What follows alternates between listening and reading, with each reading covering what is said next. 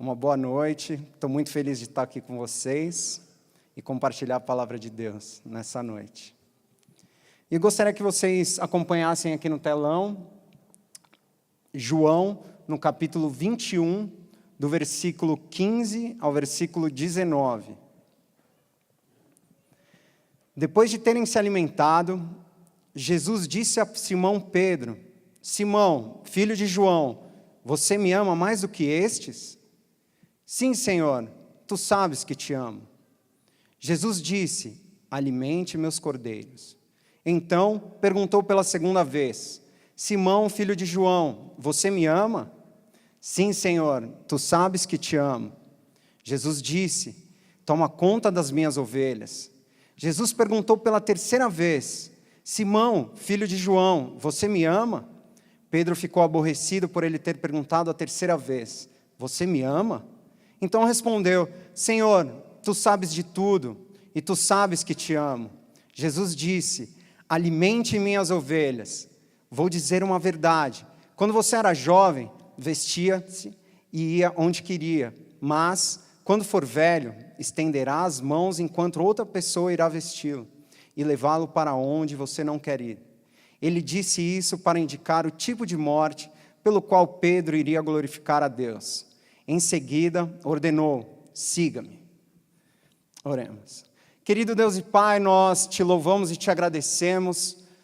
É um privilégio estarmos aqui te louvando, Pai, e ouvindo a sua palavra, Pai. Que em nome de Jesus, Pai, o teu Espírito Santo possa usar a minha vida, Pai, para que o teu povo, Senhor, a tua família, Pai, seja alimentada, Senhor. Que não seja eu, mas que seja tu, Pai, e que o teu poder, Senhor, chegue até as nossas vidas, Senhor. E que a gente possa, Pai, mais um domingo, sair transformados, Pai, e ouvindo a tua voz, Pai. É assim que eu te louvo e te agradeço, no nome santo de Jesus. Amém. Acabei de retornar das minhas férias, passei um tempo descansando, um tempo renovador, um tempo muito bom. E eu tive o privilégio de estar com alguns amigos em outro país, por um casamento de um amigo meu que casou com uma canadense. Sabe como que é a vida de quem trabalha na igreja? A gente sempre arruma um lugar para ficar, arruma uma passagem mais barata, sempre passa um tempo muito bom. E eu não tinha um conhecimento muito bom de inglês. E quando eu cheguei no Canadá, para quem me conhece um pouco melhor, sabe que eu gosto de falar bastante, né? Que eu gosto de conversar, que eu gosto de comunicar. E quando eu cheguei lá, o meu inglês não estava dos melhores, já fazia 6 anos que eu não ia para um outro país, fazia tempo que eu não estudava. Eu falava: eu preciso me comunicar com as pessoas, eu preciso conversar com elas. E aí eu gostaria de dar uma dica para vocês, para quem não sabe falar muito bem inglês como eu. Primeira coisa, quando você chegar assim, perto de uma pessoa que você precisa de uma informação, você abre um sorriso. Isso é um sorriso gostoso, brasileiro. E segundo, você pede licença. E o que era mais interessante, quando eu falava: e aí, como que você está? A pessoa ficava super feliz, abria o sorriso e falava: nossa, eu estou bem, e você, muito obrigado. Eu falei: estou bem também. E era um momento super especial, e vinham algumas palavras, a gente começava a conversar, e eu acabava me divertindo bastante. Conheci várias pessoas no ônibus, na padaria, em todos os lugares, e ficava conversando. E um dia eu voltei para minha casa, onde a pessoa estava me abrigando, e a gente falou: vamos tomar um café junto? E eu conversei um pouco com ele sobre essa experiência, sobre conversar com pessoas, sobre abrir sorrisos, e ter conversas longas com pessoas que mal eu conhecia, e principalmente em um outro idioma. E isso eu falando com ele em inglês também, né? E aí eu falei o quanto que as pessoas me receberam bem, o quanto que as pessoas sorriam, o quanto as pessoas ficavam felizes em abrir um sorriso, em conversar. E ele ficou surpreso. Era um menino que também trabalha dentro de uma igreja lá no Canadá. E ele falou para mim que no Canadá está passando por uma certa dificuldade, principalmente em Vancouver. Para quem não conhece, Vancouver é como se fosse a segunda Hollywood. Então, grande parte dos cinemas, grande parte dos filmes são gravados lá. Quem que viu Crepúsculo aqui? Grande parte dos filmes de Crepúsculo foram gravados no Canadá, principalmente em Vancouver. Eu acho que pelo clima, pelo cenário. Então, grande parte dos atores estão indo para lá e as pessoas cada vez estão mais exclusivistas. Elas estão se tornando cada vez mais pessoas fechadas. Como começou a ter essa questão do status, questão financeira, questão da influência, as pessoas estão cada vez mais desconfiadas umas das outras. E ele falou para mim, o que é pior? As pessoas estão cada vez mais buscando seus próprios interesses, buscando as suas próprias convicções. E os relacionamentos entre as pessoas estão cada vez diminuindo mais. E aquilo me deixou super surpreso. Eu falei, nossa, porque se todo mundo elogia os canadenses, falam não, que é um povo receptivo, um povo que abraça. E Vancouver está passando por essa situação. E quando eu olho esse texto, e eu vejo Jesus questionando Pedro sobre o amor que Pedro tinha por ele, e eu começo a ver a história que Pedro traçou ao longo do seu ministério, e o que aconteceu para ter esse acontecimento, eu vejo que as buscas pelos próprios interesses e a autoconfiança elevada fizeram com que Pedro fracassasse e cometesse vários erros ao longo do ministério de Cristo. Como não vai ter projeção, se vocês quiserem anotar, eu vou repetir mais uma vez. A busca pelos próprios interesses e a autoconfiança elevada de Pedro fizeram com que ele fracassasse e cometessem vários erros. E como que a gente enxerga isso ao longo do ministério de Pedro? Pedro foi chamado por Jesus na praia, ele era um simples pescador. E ao longo do ministério, Pedro foi desenvolvendo uma autoconfiança. Pedro era o cara da atitude. E dentre os outros discípulos, ele era o cara que sempre passava à frente de todo mundo e falava.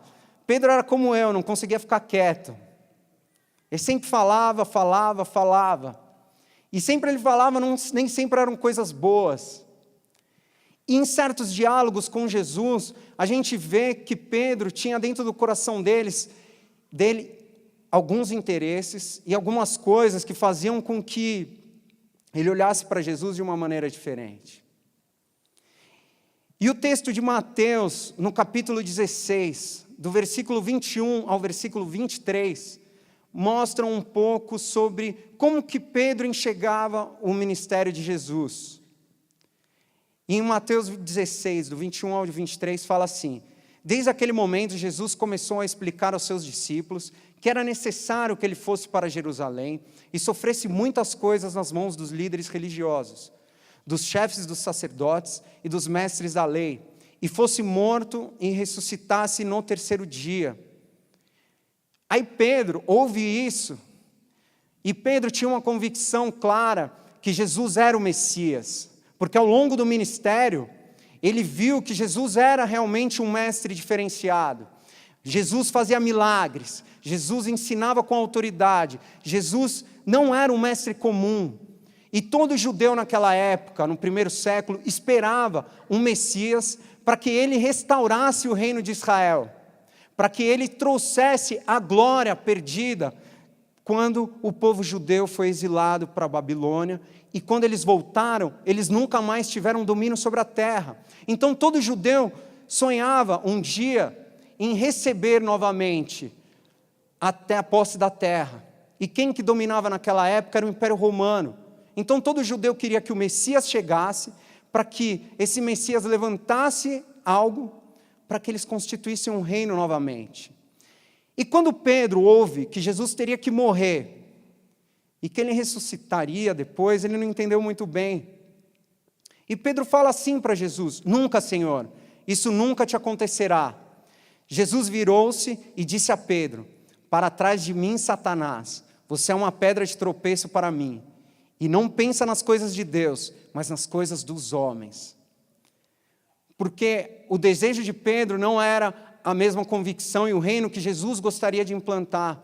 Só que Pedro estava com aquilo dentro do coração dele. E um pouquinho antes de Jesus ser crucificado, Jesus está numa situação muito semelhante à que ele se encontrava com aqueles discípulos quando conversou com Pedro. Em Mateus 26, do 30 ao 35, Jesus conversa com seus discípulos após a ceia e fala sobre aquilo que iria acontecer.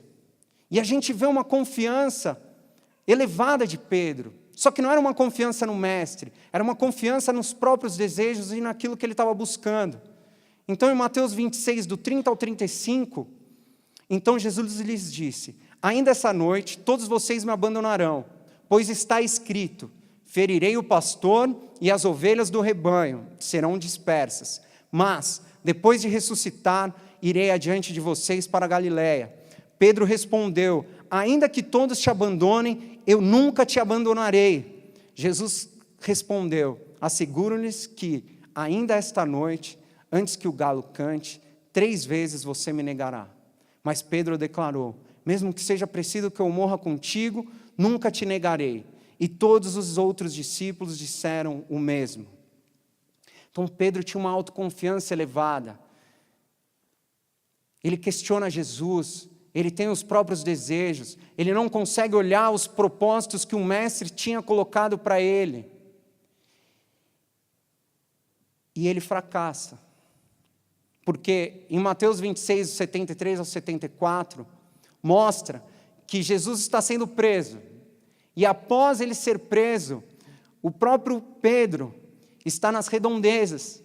E pessoas reconhecem que ele era um dos seguidores de Jesus. E quando as pessoas reconhecem que ele era um dos seguidores de Jesus, o que Pedro faz? Ele nega Jesus. Não conheço este homem. Imediatamente um galo cantou. Então Pedro se lembrou da palavra que Jesus tinha dito: antes que o galo cante, você me negará 3 vezes. E saindo dali, chorou amargamente. Por que Jesus pergunta se Pedro o ama? Qual que foi o grande erro de Pedro? O que fez que Pedro conseguisse negar o próprio mestre? O que fez que Pedro não conseguisse seguir os propósitos daquilo que Jesus tinha para ele? Pedro era muito confiante nele, só que o olhar dele não estava voltado para os propósitos de Deus, mas estava voltado para os próprios propósitos dele. E quando ele se depara com o fracasso de Jesus ao olhar dele, ele o nega. Porque Pedro achava que ele dominaria o Império Romano e constituísse um novo império. Só que Pedro não entendeu os propósitos do rei. E o grande erro dele foi que Pedro olhava mais para si mesmo do que para aquilo que Jesus gostaria que ele olhasse. Pedro falhou ao longo do ministério de Jesus, mas no momento que Jesus mais precisava dele, ele o abandonou.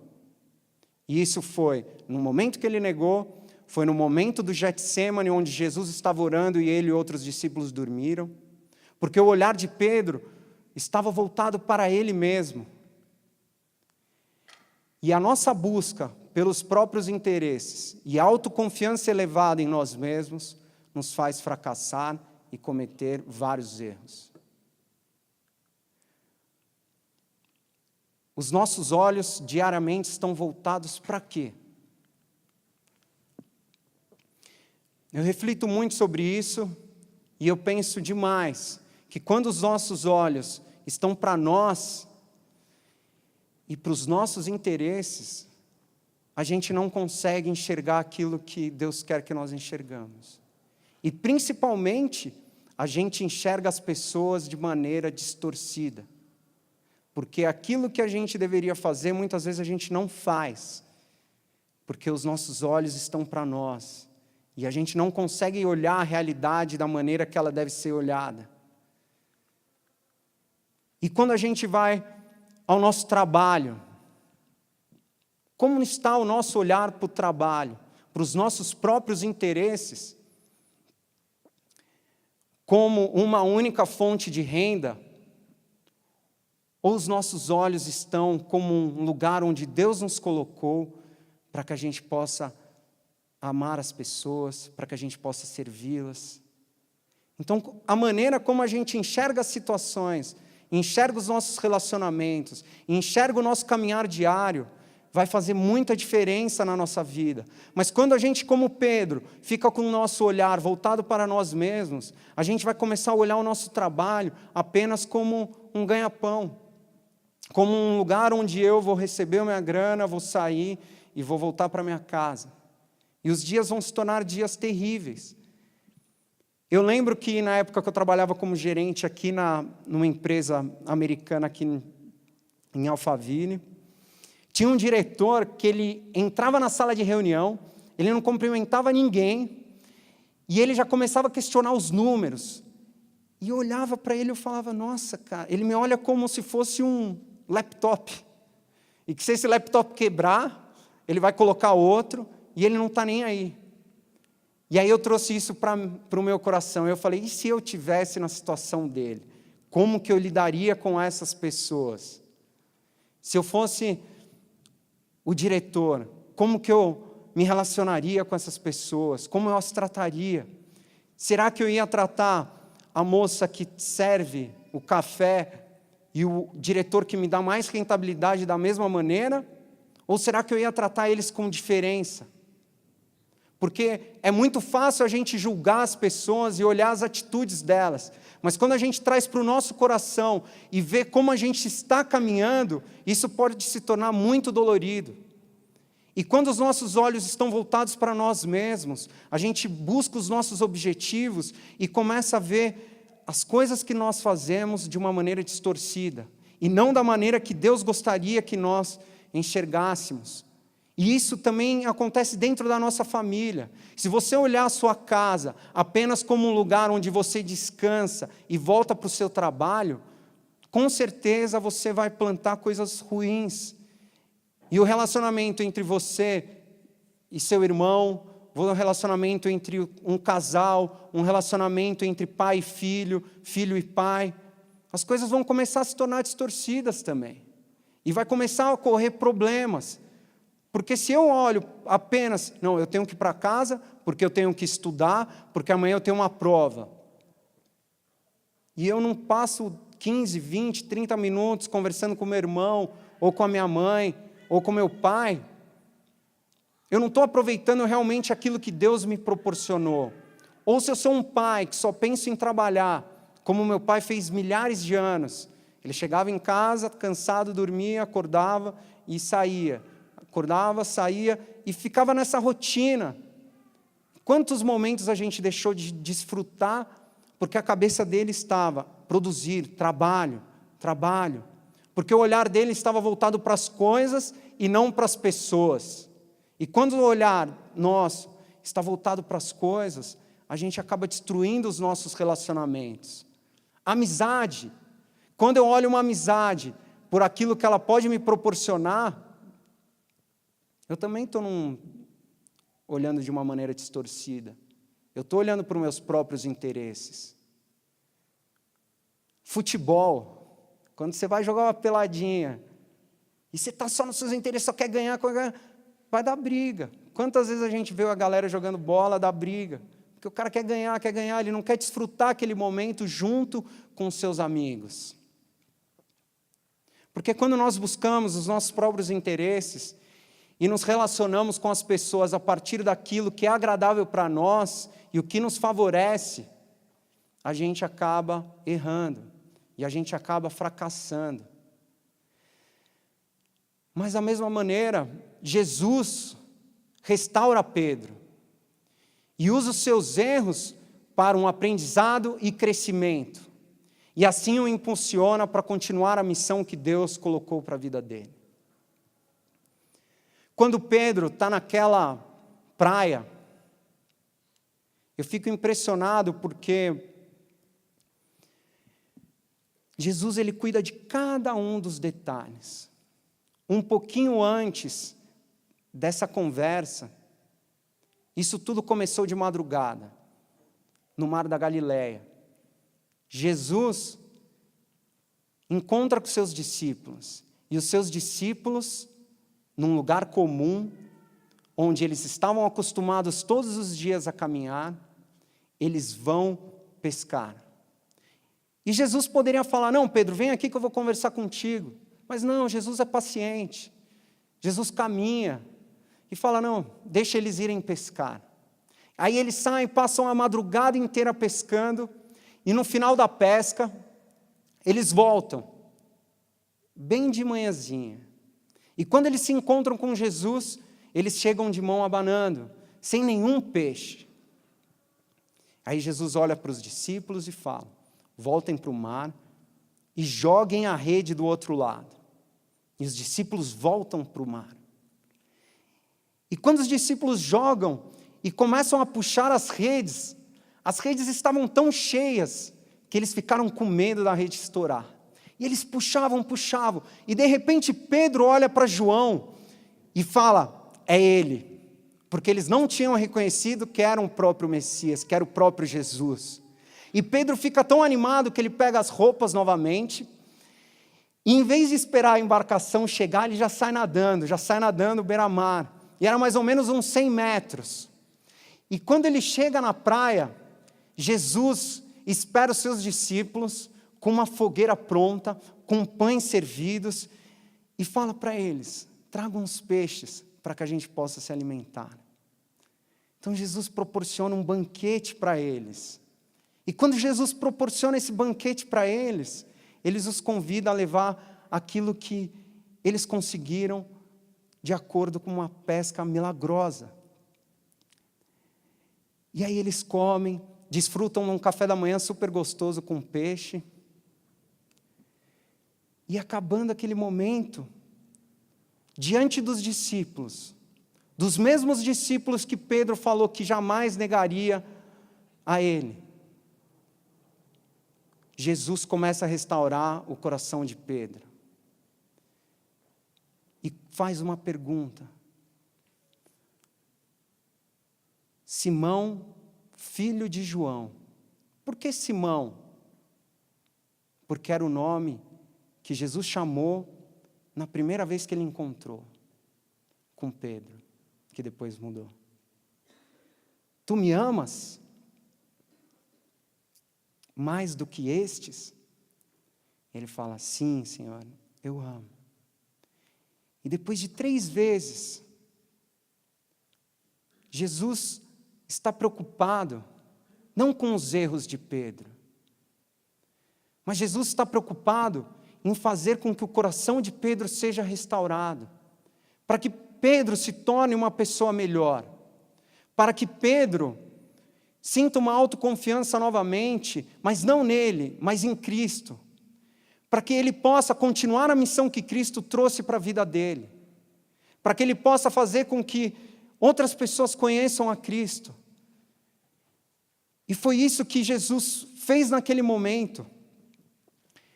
Ele buscou a restauração de Pedro, porque Deus ele não está se importando com o erro de Pedro, mas Ele está se importando o que Pedro pode se transformar,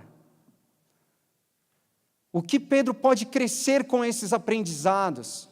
Ele não usa os erros de Pedro para julgá-lo, para expor ele na frente dos outros, para menosprezar Pedro, mas ele usa os erros de Pedro para mostrar que ele pode se tornar uma pessoa melhor e para que ele possa realmente viver com os propósitos não voltados para si mesmo, mas para que ele possa apacentar as ovelhas de Cristo, para que ele possa cuidar daquilo que Cristo trouxe à vida deles, para que ele possa cumprir com a missão. E Jesus traz essa credibilidade na frente de outras pessoas, para mostrar para ele que o meu amor está acima de todas as coisas, porque ele quer restaurar Pedro. E da mesma maneira, Deus quer restaurar a minha e a sua vida. Deus quer olhar para os nossos corações e transformá-los. Deus quer que a gente olhe os nossos erros e não fique chorando e se lamentando e parado, mas que a gente aprenda com os nossos erros, com as coisas que a gente negligenciou, com as coisas que a gente fez de errado, aprenda, se torne uma pessoa melhor, para que a gente possa cumprir a missão de Cristo. Porque quando Cristo olha para o meu e o seu coração, Ele quer ver uma pessoa melhor todos os dias. E Ele vai insistir para que eu e você se torne cada dia mais parecido com Ele. Então Ele vai olhar para o teu trabalho, Ele vai querer te transformar ali no momento, para que quando as pessoas te olhem, e para quando as pessoas se relacionem com você, as pessoas enxerguem a Cristo. Mas a gente não pode estar voltado com o nosso olhar para nós mesmos, mas a gente tem que estar olhando para as outras pessoas, porque o grande propósito de Deus para as nossas vidas é que a gente se transforme à imagem e semelhança de Deus, para que a gente possa servir e amar as pessoas que Deus nos confiou. E as pessoas que Deus nos confiou são as pessoas do nosso trabalho, as pessoas da nossa família, as pessoas que estão ao nosso redor, são todas as pessoas que cruzam conosco todos os dias. E essa é a nossa responsabilidade. E por isso que quando a gente erra, a gente não deve abaixar a cabeça e se lamentar, mas a gente deve ajoelhar, aprender com os nossos erros e aprender com Cristo, porque o amor dele pela minha e pela sua vida é maior do que tudo. Ele foi capaz de descer dos céus e caminhar no meio de nós. E, acima de tudo, Ele foi capaz de se entregar numa cruz para que o sangue dele pudesse perdoar o meu e o seu pecado. E por que Ele não perdoaria os nossos erros? Se eu olho para 2015 e vejo que fui uma pessoa que errei, que fiz coisas que não deveria ter feito, que negligenciei minha família, eu fiz muitas coisas erradas no meu trabalho, Deus quer restaurar. E quer fazer com que o ano de 2016 seja muito melhor. E quer usar os meus erros para que eu possa fazer algo novo esse ano. E Ele quer fazer porque Ele se entregou numa cruz por nós. E o sangue dele se renova todos os dias. E o amor que Ele tem pela minha e a sua vida vai fazer com que todos os dias Ele queira te ver melhor. E melhor perto dEle. E Ele vai fazer isso. Não importa o que eu e você possa fazer. Ele é como um cão de caça que não para. E Ele vai fazer com que o amor dEle transforme os nossos corações e transforme as nossas vidas. E vai fazer com que a gente se torne pessoas mais parecidas com Ele, para que a gente possa cuidar de outras pessoas. Para que, como Pedro, a gente possa apacentar as ovelhas que Ele colocou ao nosso redor, aonde a gente está. Porque Ele nos desafia a isso. Ele nos restaura e cura os nossos corações para que a gente possa fazer às outras pessoas aquilo que Ele fez para as nossas vidas. E quando a gente faz isso e apresenta o Evangelho em palavras, a gente está trazendo o amor que Cristo trouxe para nós. E pessoas vão conhecê-lo. Para que a gente possa fazer da nossa família um instrumento de amor. Para que a gente possa alegrar o dia das pessoas que estão tristes, para que a gente possa perdoar aqueles que nos fizeram mal, para que a gente possa pedir perdão para aqueles que fizeram algo de errado, ou que a gente possa perdoar aqueles que fizeram mal para nós, e que a gente possa pedir perdão também, porque esse é o objetivo de Cristo. Ele usa os nossos erros para que a gente possa aprender, e para que a gente possa crescer, e para que a gente possa se tornar cada dia mais parecido com Ele. E esse é o meu desejo para esse ano, que a gente possa aprender com os nossos erros, que a gente possa olhar para as pessoas de uma maneira diferenciada, e para que a gente possa fazer com que através desse amor, Cristo seja conhecido. Amém? Vamos orar. Querido Deus e Pai, nós te louvamos e te agradecemos, Deus, porque o teu amor vai acima de tudo, Deus. Porque o Senhor não nos olha julgando, Pai, mas o Senhor olha para os nossos erros e faz com que a gente aprenda com eles, Pai. E faz com que a gente se torne pessoas melhores, Pai. Pai, eu não conheço todos que estão aqui, Senhor. E também não sei os momentos que eles estão passando, Pai. E também não sei o que aconteceu em 2015, Senhor. Mas como Pedro falou, Pai, Tu sabes de todas as coisas, Pai. E o Teu sangue, Pai, que nos livrou, Pai, da condenação, e que restaurou as nossas vidas, e que nos deu a vida eterna, Pai, e que nos coloca junto contigo todos os dias, Pai, possam alcançar essas pessoas, Senhor. Que eles não sintam culpado em seus corações, mas que eles possam, Pai, receber o Teu perdão, Senhor. E que eles possam olhar para situações, Senhor, que eles erraram como um aprendizado, Senhor. E que o próximo ano, Senhor, esse ano que a gente está, possa ser muito melhor, Deus. É assim que eu Te louvo e Te agradeço, em nome de Jesus.